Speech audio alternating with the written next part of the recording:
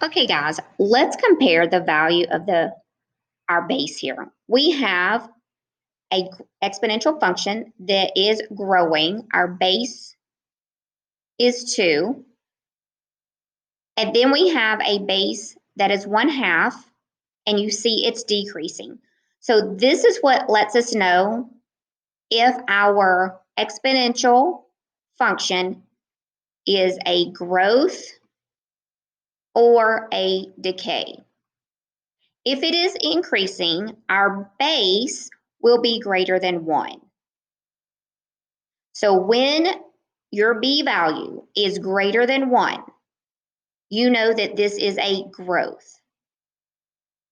If our base is between 0 and 1, again, between 0 and 1, it is a decay. So make sure you write this in your notes. The B value tells us if it is a growth or decay. Growth meaning it is growing, it is increasing. Decay meaning that it is decreasing. Decay is decreasing. And your B value, the value that has your X, tells you if it's a growth or decay.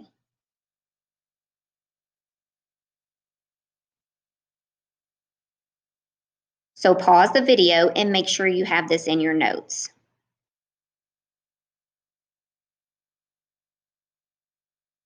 Okay, let's take a look at some examples without graphing. Let's see if we have a growth or decay. So number 1, let's write this in your notes. The A value is 3.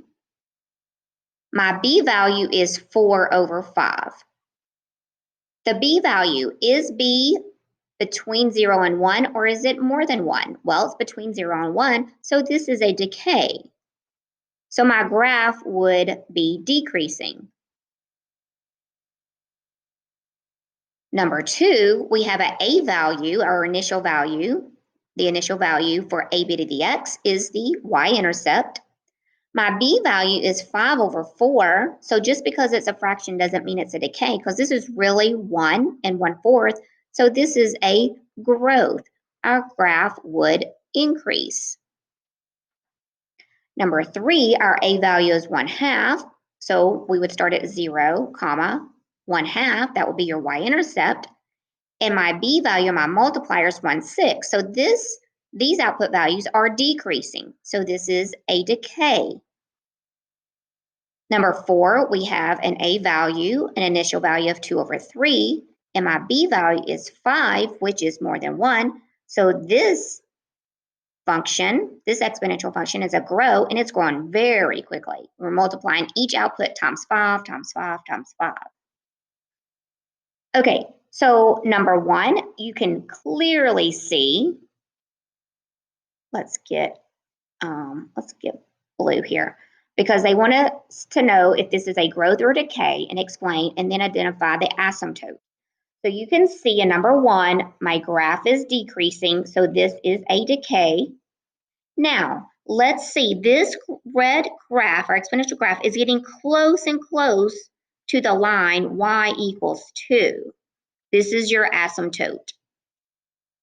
Number 2, our graph is a decay. Our asymptote is getting closer and closer to -2. So the asymptote would be y equals -2. Our third example, we see our graph is increasing. This is a growth. And our asymptote is y equals 2.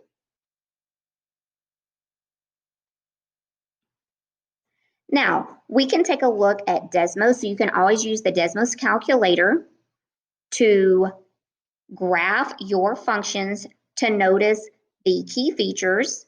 So let's take a look.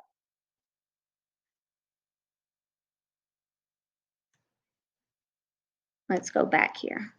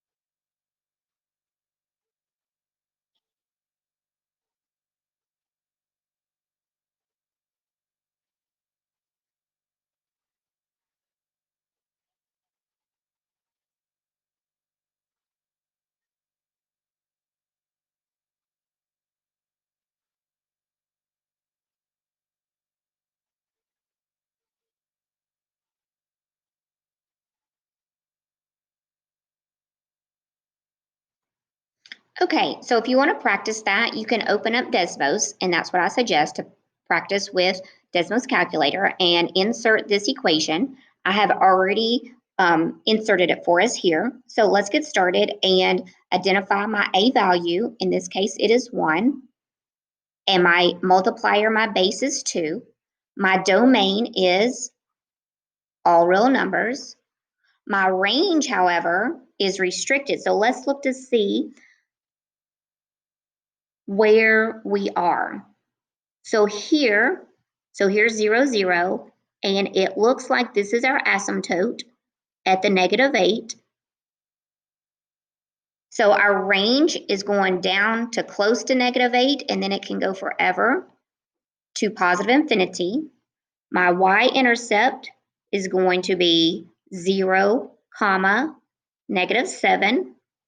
Notice that my y-intercept in this equation is not my a value because we are not in f of x equals ab to the x, okay? Your a value when in this form is always your y-intercept.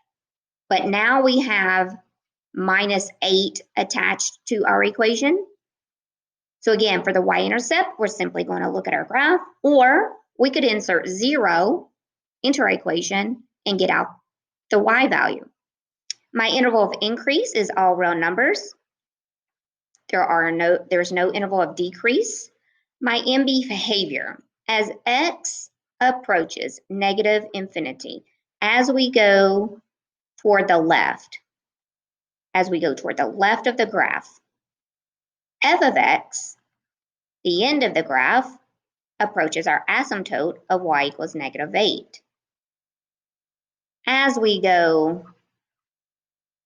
As x approaches positive infinity, f of x, the end of this side of the graph, approaches positive infinity.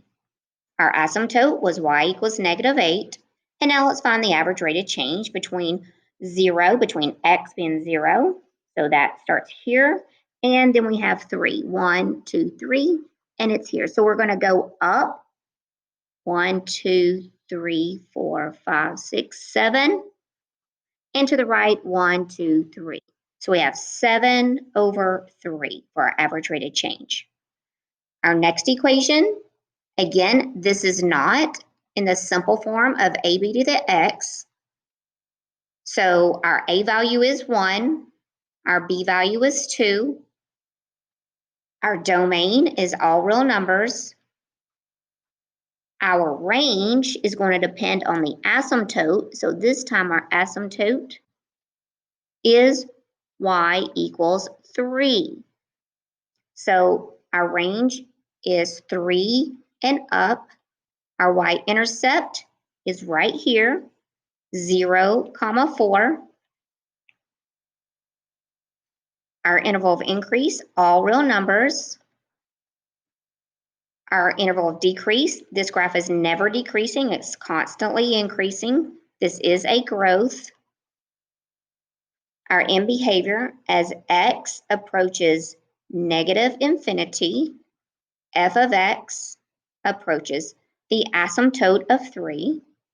As x approaches positive infinity, f of x approaches positive infinity.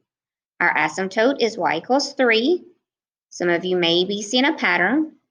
And then let's find the average rate of change. So when x is 0, we have our 4 value, and then when x is 2, crosses here. So 1, 2, 3, 1, 2. So we have an average rate of change of 3/2. Okay, let's take a look at a few more. My a value is 1. My multiplier is 1/2, meaning this is going to be a decay. My domain is all real numbers. My range depends on the asymptote of y equals -4. Again, some of you are noticing a pattern. So the least value that y can be is right up to the 4, -4, and then it goes forever up. Always put your least number first. My y-intercept is 0, comma 1, -1, -2, -3. Interval of increase, there is no interval of increase because our graph is a decay. It is going down. The interval of decrease is all real numbers. As x approaches negative infinity, as we go toward negative infinity, the end of this graph, f of x, goes toward positive infinity. As x approaches positive infinity, f of x, the end of this graph, approaches the asymptote of -4. Our asymptote is y equals -4. And let's find the average rate of change. We have -1, 2, 3. That looks like right here. So this is -3, 4. And then 0, -3. So we're going to have our secant line. Oops, that should be straight. Our secant line is going to have a negative average rate of change. So 1, 2, 3, 4, 5, 6, 7 over 1, 2, 3. So -7 over 3. Okay, let's try another one of these. We have A is 1. My B value, the value with our X variable. So this tells me this is a decay. Even if we didn't have a graph, we knew that if our B value is between 0 and 1, we have a decay. It's going to decrease. Domain, all real numbers. Our range depends on the asymptote. So this is y equals 2. So the least value is not including 2, but 2 and to positive infinity. Our ordered pair for our y-intercept is 0, 1, 2, 3. Interval of increase, we have none. This graph is always decreasing, so all x values cause it to decrease. My end behavior, as x approaches negative infinity, f of x approaches positive infinity. As we go left on the graph, we go up. Then, as x values increase, the output values approach the asymptote of 2. Our asymptote is y equals 2. So average rate of change from -2 right here to 0, 3. Here's our secant line. So we're going down 1, 2, 3, and over 1, 2. When I say over, I should say to the right. So -3 over 2, because we always work from left to right on our graphs.